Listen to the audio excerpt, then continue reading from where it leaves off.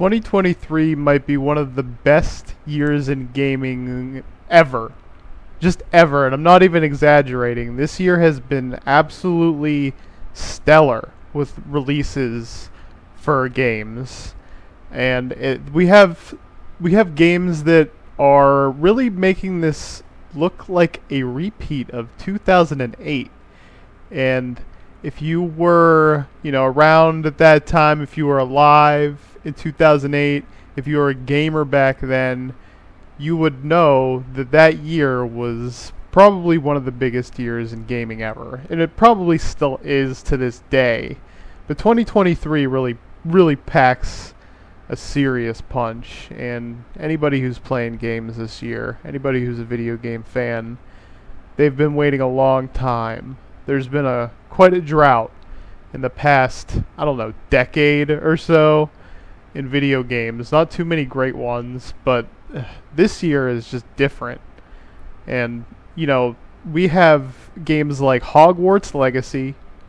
Well, the Harry Potter fans finally got what they wanted all their lives since the books.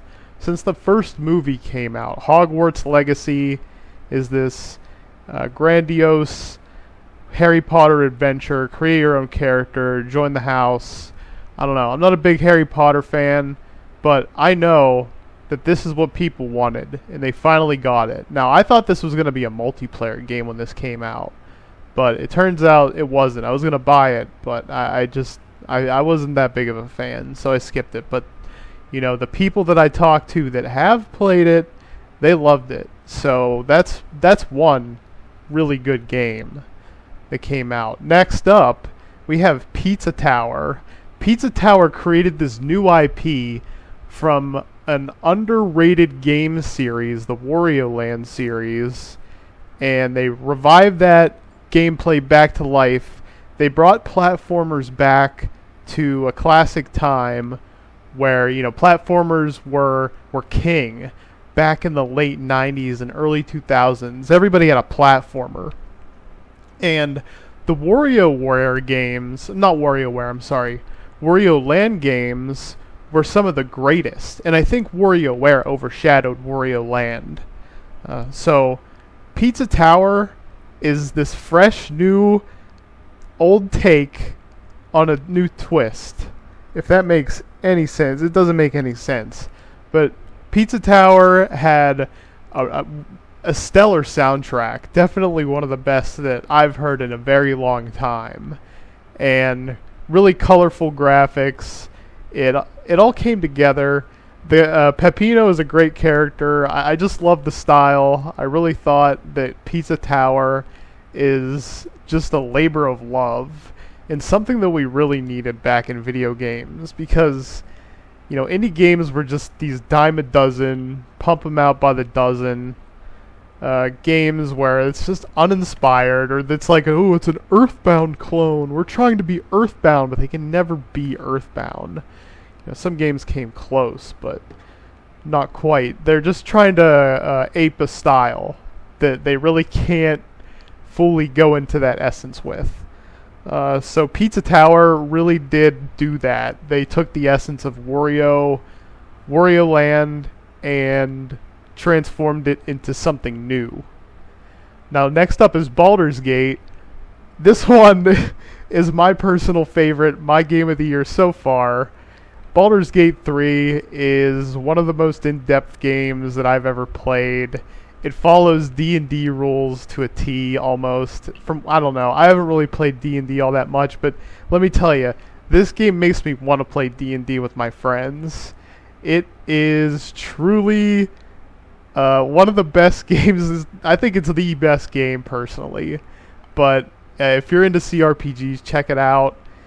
Baldur's Gate is something that everybody can enjoy. I think anybody, not even RPG fans, if you're not an RPG fan, I think you'll still really like Baldur's Gate. You have to give it a chance. I wish there was like a demo for people to try.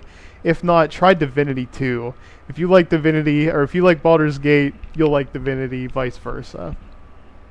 So, big props to Larian Studios. They made a masterpiece, and they are making the game journalists just rage and lose their mind, and other entitled game development studios are just losing their mind because Larian Studios created this ironclad game with not too many bugs, and they did it with no DLC yet, no battle pass at the very least, no microtransactions.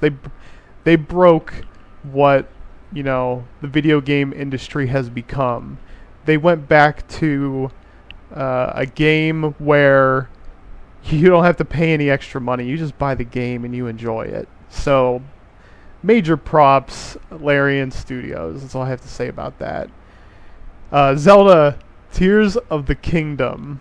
I have not played through this, but it's a Zelda game, right? It's the mainline Zelda game too. It's a big deal. Now, I know this game is beloved already, and that's good. I'm glad it is. But I really just wish Nintendo put out some better hardware so that game could really shine. Because if you run that game in an emulator, it's gorgeous.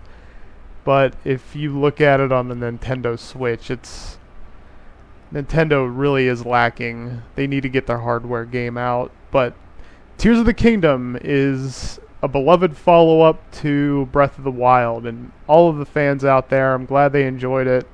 I'll play it one day, maybe.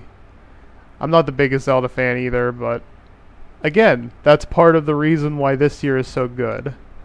Now, Final Fantasy 16, another game I haven't played yet, and it is another major mainline game, right?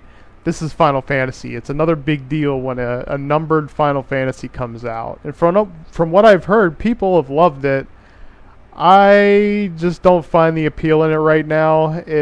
I'm going to wait for a sale. Plus, I'm just not going to buy it on the PS5. I just don't want to. I have the PS5, but I'm going to wait. But I got to give my fair score on that. But people have loved it.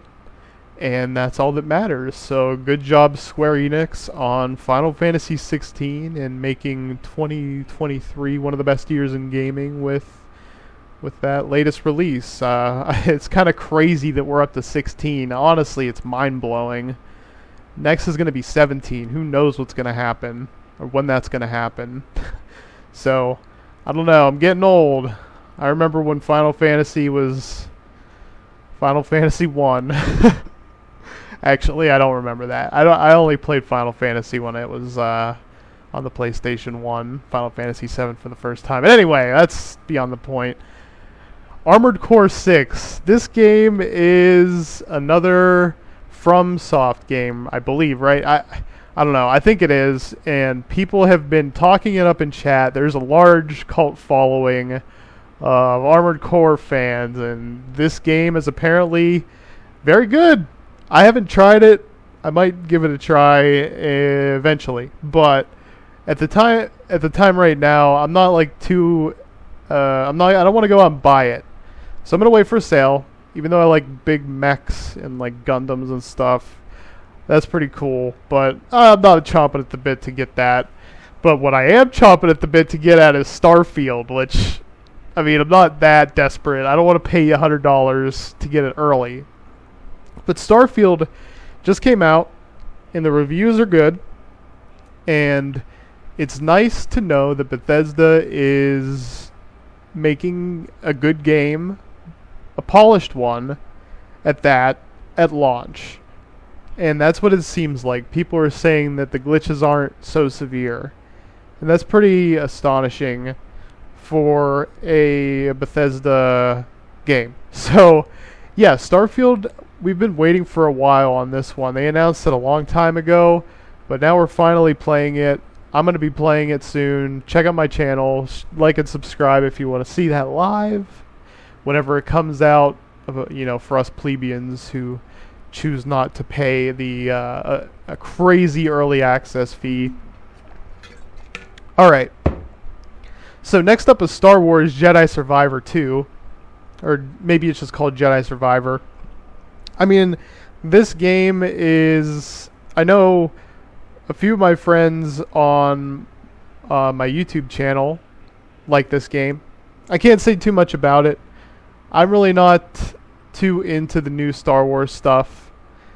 The last Star Wars game that I really, really enjoyed was Battlefront 2, the 2017 release.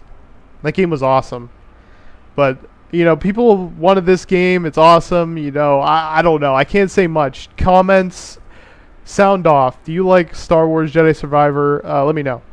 System Shock remake. This is a big one.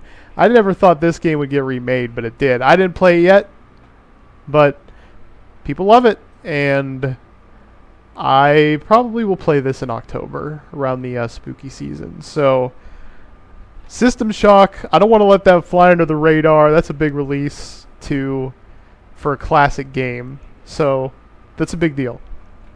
Diablo 4 came out, and, it's a rough launch, but it's still a pretty good game. I played through it. I didn't fight Diablo, though. It was kind of disappointing. Hopefully DLC will help this game out, or better patches, because I don't know. I just don't have much of a reason to play it anymore, especially because they're rolling out the Battle Pass and all that crap. I don't want to deal with that. Blizzard, do better, please. That's all I have to say. Next up is the Resident Evil 4 remake.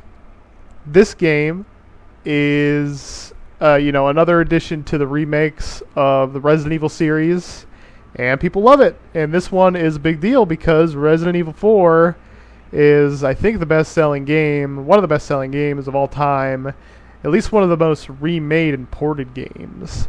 So people love this one, and I'm glad they did. Next up is Dead Island 2.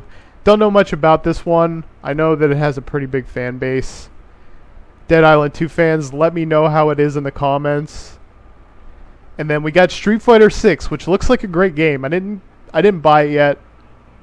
I'm not great at Street Fighter, but it's out, and people are seeming to be hyped up about it, which is great because Street Fighter V's launch was abysmal. After that, we have games that haven't even come out yet that are slated to be really good. At least it seems like it. Like Mario RPG Remake. That's coming out this year. That game is going to be incredible. People have been begging for this game forever. Sonic Superstars. This was a total surprise. Sega is listening to their fans, and they've been on a winning streak lately. Sonic Frontiers was a good game. And Sonic Mania was just absolutely awesome. And so they knew this. So they made Sonic Superstars that's coming out later this year. I'm going to buy it. I think it's going to be amazing. I love Sonic games. What can I say? Not all of them. Forces sucked. But again, another reason why to chalk this year up as one of the greatest. And then Mario Wonder. That's coming out too. That's probably going to be a good game too. I think Nintendo's got it down with platformers, but we'll see. But yeah, compare this year to the games of 2008, which I'll just quickly fire them off. We got Fallout 3, GTA 4, Left 4 Dead, Metal Gear Solid 4, Dead Space, Devil May Cry, Prince of Persia, Call of Duty World at War. We got God of War, Gears of War, Super Smash Bros. Brawl, Far Cry 2, Little Big Planet, World of Warcraft, Wrath of the Lich King, Persona 4, Battlefield Bad Company, Braid, one of the first indie hits, and so many more. Resistance 2, we got Rock Band, Rock Band, if you remember that, if you're old enough. Just crazy amounts of good games that year alone. Now, we all remember that. Us millennials remember 2008 pretty fondly. We look at that year and we're like, oh yeah, everybody had something to play then. That was the year when, whatever console you had, you were winning. And it seems like this year is the same year. So I think Zoomers are going to remember 2023 in the same light as we did 2008. Well, that's all I wanted to talk about, guys. that was fun. I hope whatever you're playing right now, I hope you're having fun. Leave a like and subscribe. Leave a comment if you, what are you playing? What's your favorite game of the year? And I will see you next time. See you later, guys.